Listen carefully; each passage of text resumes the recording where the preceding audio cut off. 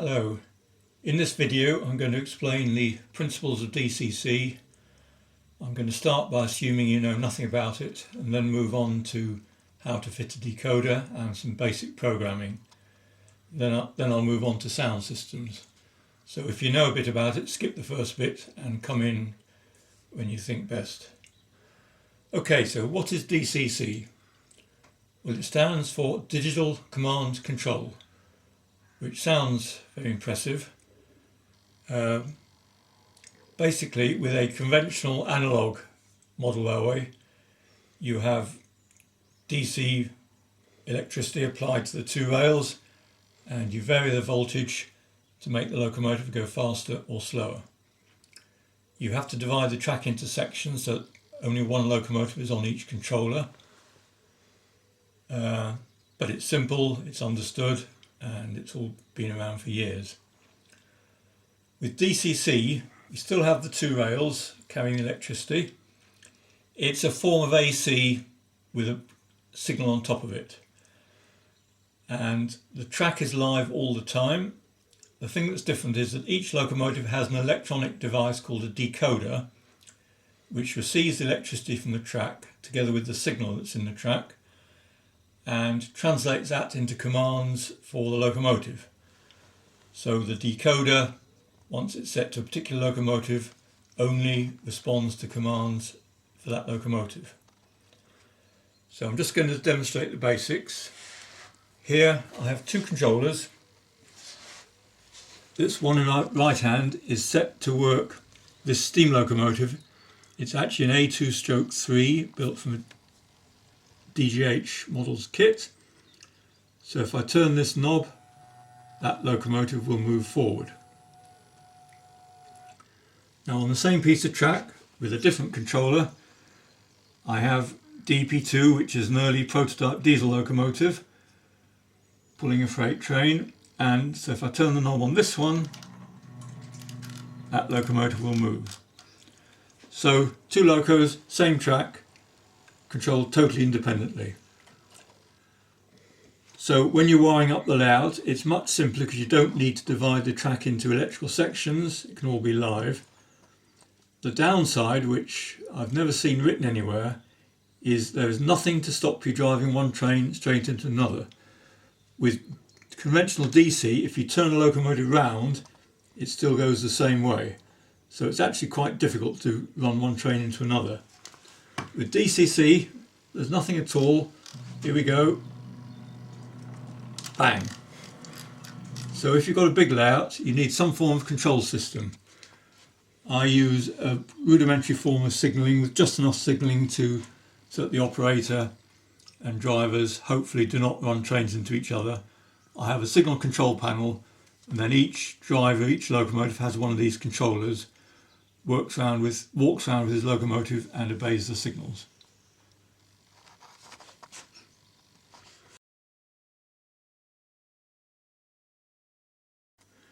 Right, I'm now going to show you how to fit a decoder to a locomotive that I'm building from a kit.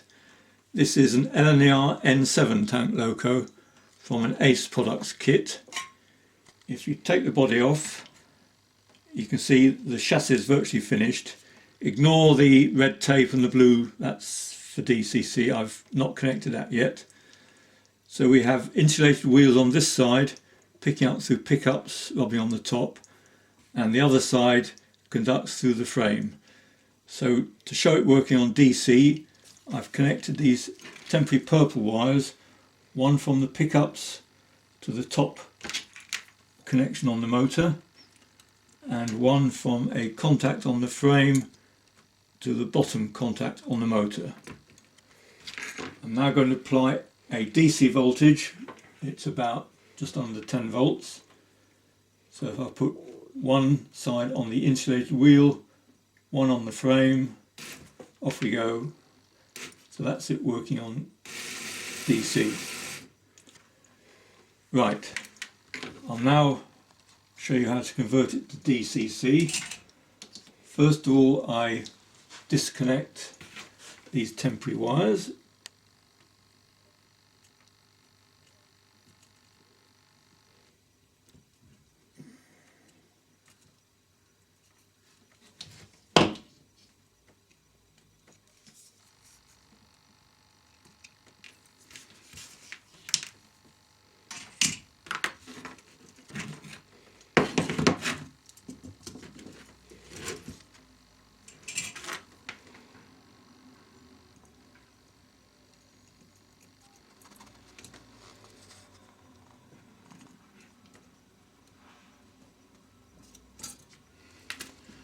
Right, so that's both wires disconnected.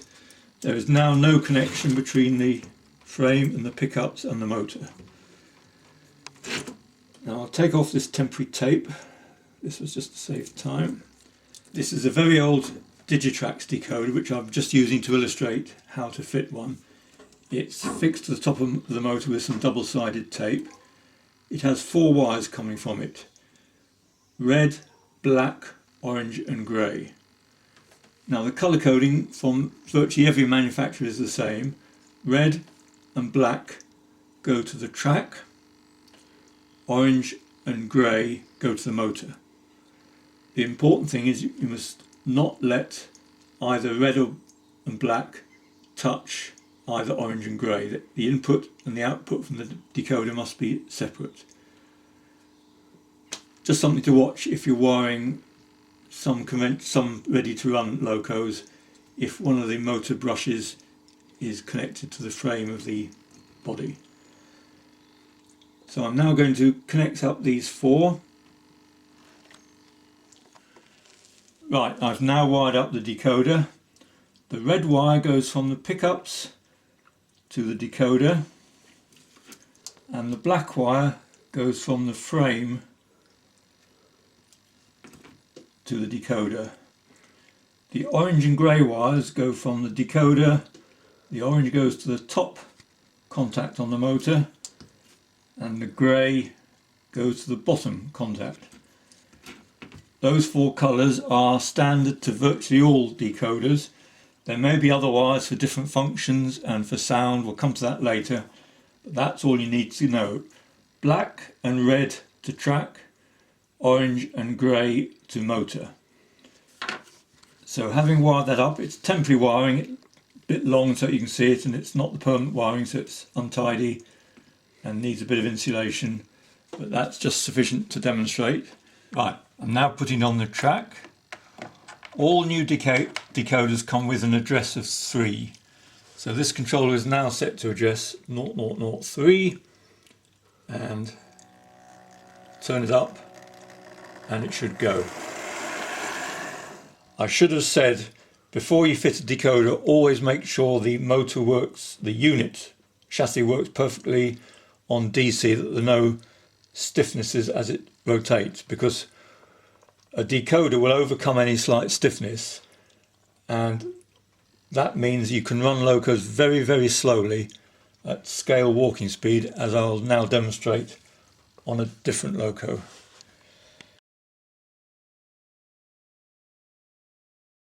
One. That's the sort of speed you can get with DCC, because the better decoders have what's known as a feedback system, so it'll maintain a constant speed regardless of the load. So if I put my finger on and stop it, the wheels will still rotate at the same speed.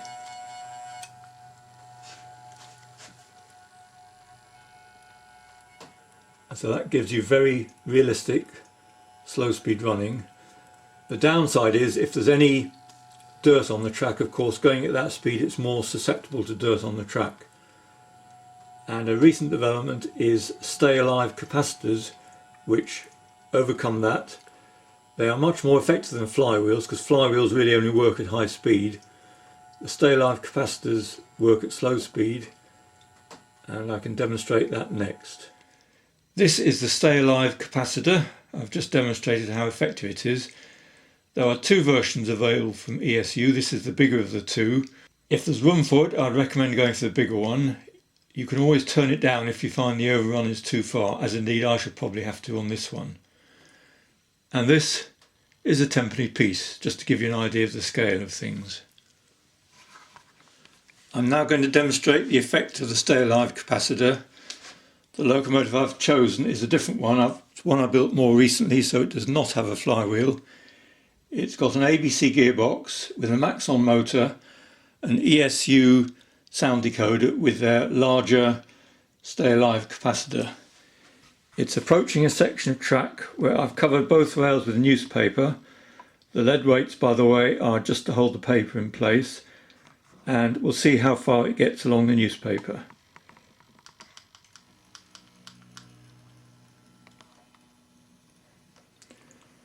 pickup is through the driving wheels only, so once the third pair of driving wheels are on the paper, it's running purely on the stay alive capacitor.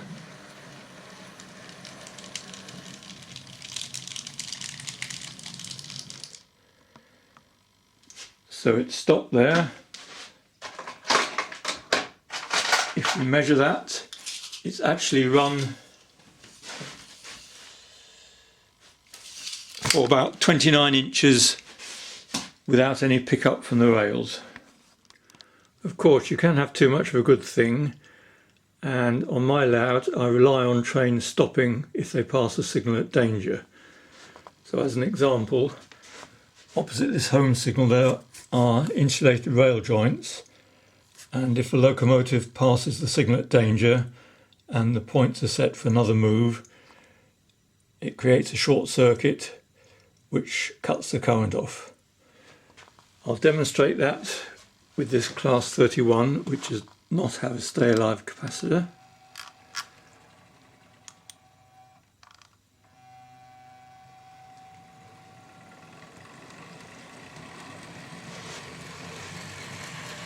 So as soon as it hits that rail joint, it short circuits and stops the locomotive. I'm now going to lift this locomotive off the track and do the same move with the locomotive fitted with the stay alive. So I'm now going to do exactly the same thing with the A2/3 fitted with the stay alive capacitor.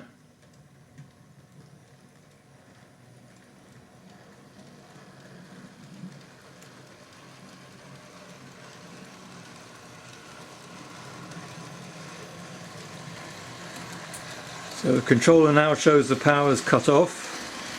It carries on and stops just there. You can easily adjust the value of the stay alive as part of programming without taking it out of the locomotive, so I normally turn mine down a bit so that even if the loco is going faster, it will stop short of the fouling point.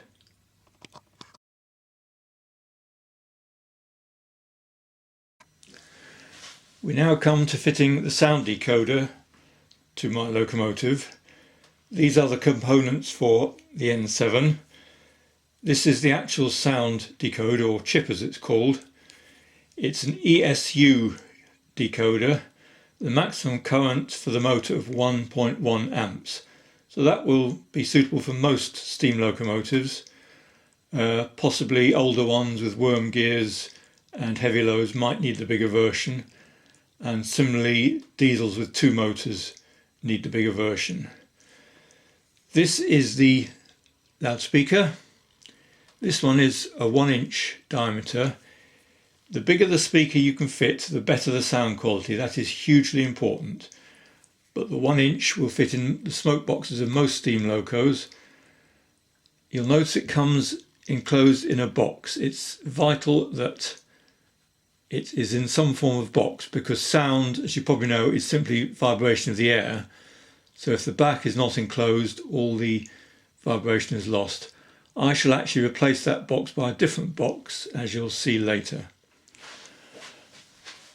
Going back to the decoder, there are several firms who supply decoders already recorded with both steam and diesel and indeed electric sounds. The one I've chosen is an N7 from Howells of Oxford. One of the most important features I wanted to get in was the sound of the Westinghouse pump, because the N7, being a Great Eastern design, had Westinghouse air brakes, and those of you who went train spotting at Liverpool Street in the late 50s will no doubt remember the very distinctive sound of the Westinghouse pump on several locomotives standing around the station. You'll also notice, although there's lots of wires, the 4 I've pulled out to the front are colours we referred to earlier. So there's red, orange, grey and black. These are the same 4 colours we used on the non-sound decoder I showed earlier and serve exactly the same purpose as previously. These 2 go to the loudspeaker. The others are for various accessories you can use, like lights. They are basically switches, so by pressing a button on the controller you can turn lights on or off. I actually use one for the firebox light to make it glow, but on my diesels I use it for tail lamps, and other people use them for cab lights and all sorts of things. It's amazing the versatility of these small decoders. I'll now show you how I fit a sound decoder to a locomotive I'm building. This is the same chassis for the N7 as you saw earlier. It makes a big improvement in the sound quality if you can fit the loudspeaker directly underneath the chimney. Obviously that's not possible with a lot of ready-to-run locomotives, but as long as you plan it from the beginning, it's quite simple with ones you're building yourself. So I've built this sub-assembly. This is the loudspeaker, but I've discarded the original sound box and I've made this new one, which is semicircular in shape and rests on the bottom of the smoke box. So the white bit here is made from a piece of old drain tube like this. It's cut to length and then just cut semicircular. The ends are, which are black, are plasticard, and this is all iodized together to make it airtight. Then the rest of the subframe is as long as the boiler with a handle at the end so you can pull it in and out. On the top it's got the decoder fixed with double-sided sticky foam. On the bottom it's got the stay alive capacitor. The wires have plenty of spare length because this is going to be threaded into the boiler. These you've seen before. This is the firebox light and the wiring here is temporary. And this cable here, the thick red one, is a tether wire which is shorter than the others, so that as I put it in and out I don't strain these very flimsy decoder wires.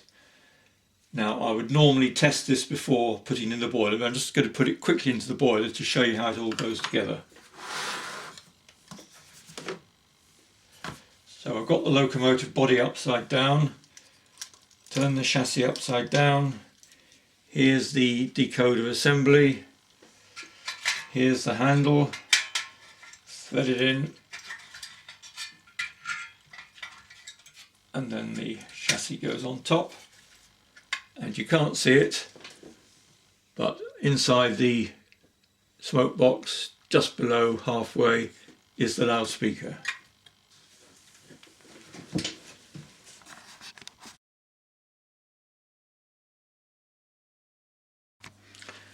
A useful check when you've wired up a new decoder is to read the address.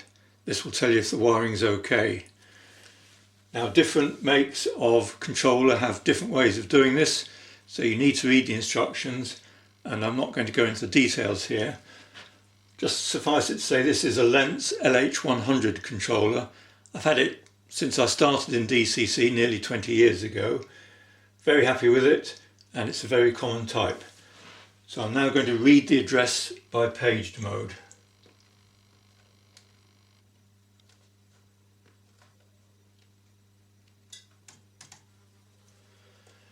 Right, that tells me, using page mode, I've read CV1, which is the address, and the answer is 3. All new decoders are supplied with an address 3, so that tells me it's okay. If there'd been a problem, it would have come up with a message error and a code number like error 02, which means a short circuit, different code for an open circuit, that sort of thing. So that tells me the decoder's wired all right. So I'm now going to switch to normal running. Whoops. And using this controller, which is already set to address 3, the loco moves and the various functions work.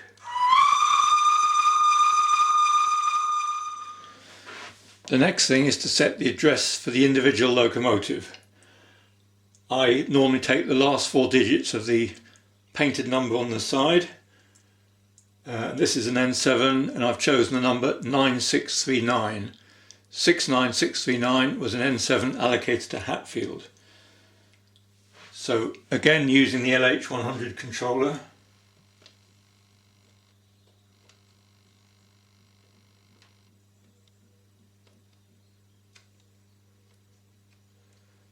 now type in 9639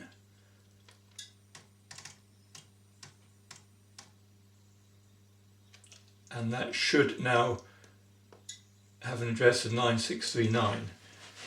To check it, switch back to normal running.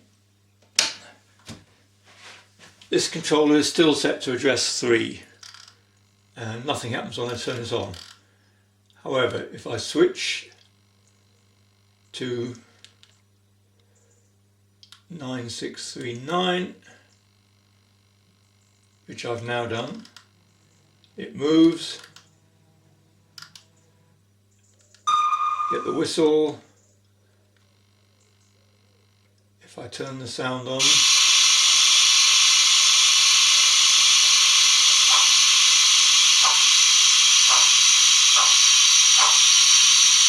that's the safety valves I've just turned off.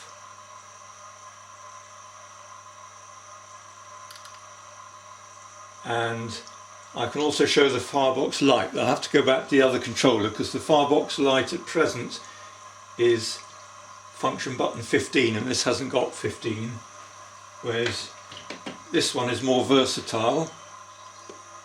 So I'll enter the new address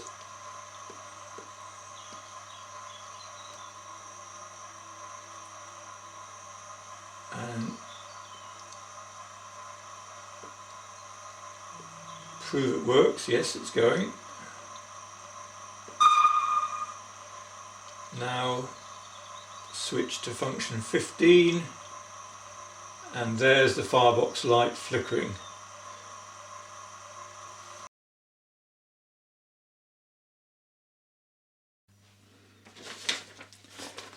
If I turn the sound on, I can show you the other sounds. This decoder is from Howells of Oxford and they give a list of the various functions. So there's a short whistle, a long one, safety valves blowing off. No, that was a guard's whistle, pressed the wrong button, sorry. This is the safety valve.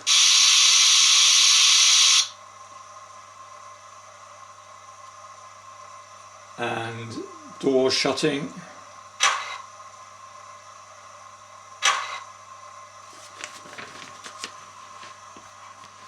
I have to switch to the other controllers. This is more versatile with more buttons.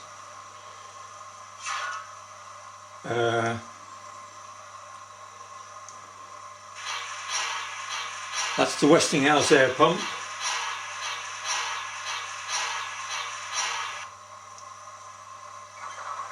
That's the track drone going around curves and so on. And this one is the firebox light. I'll have to bring the camera closer to show you. And there is the firebox light flickering in close-up.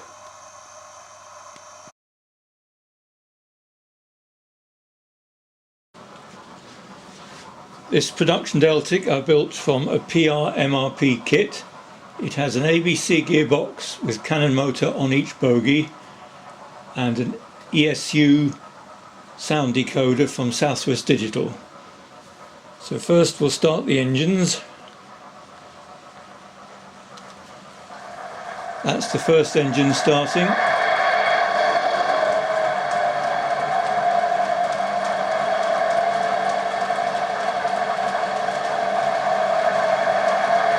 And that's the second engine starting. It has two horns.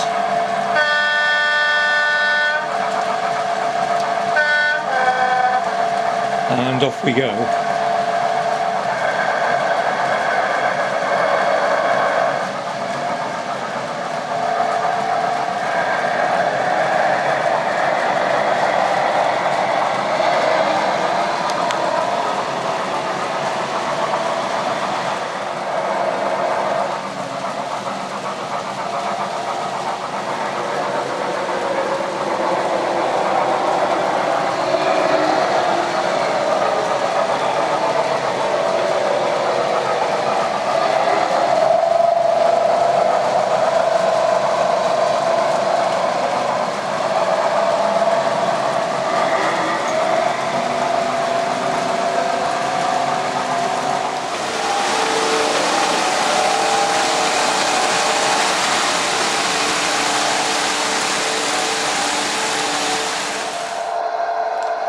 And when you come to shut the engine down, you get that realistic sound like a bag of nails inside the engine.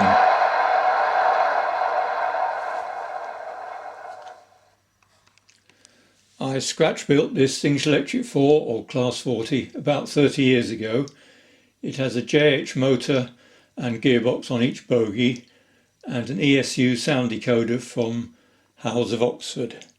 First we'll start the engine.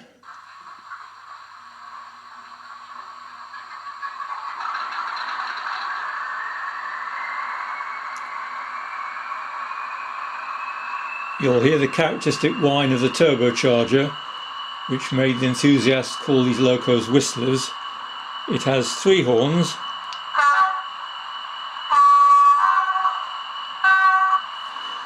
so you can just about play more.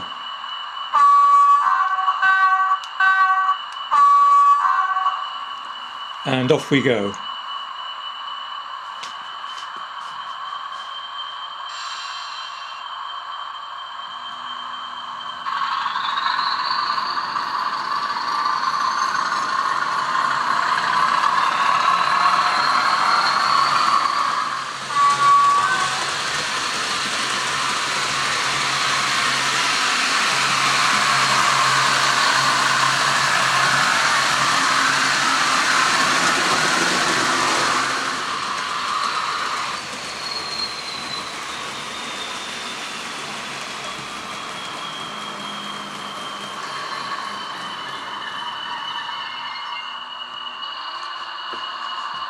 That's the sound of the compressor running just after it came to a stand. Other sounds are the coupling, flange squeal,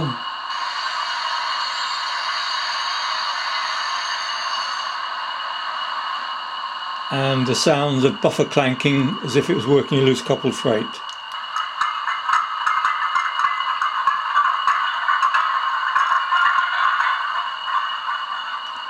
And then when you shut the engine down, it winds down.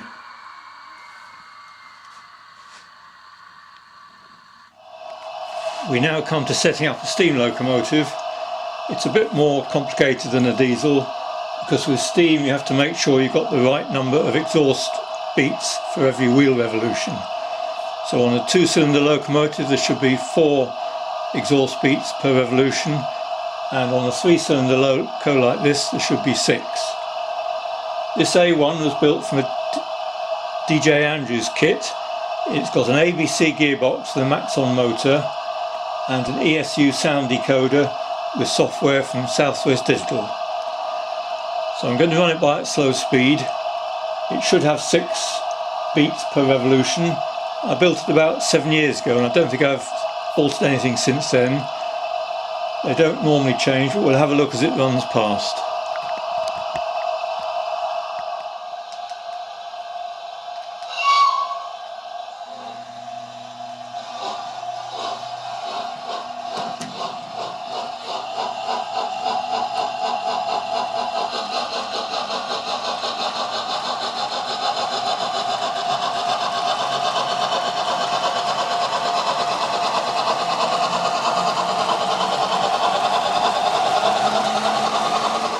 And here it comes round again.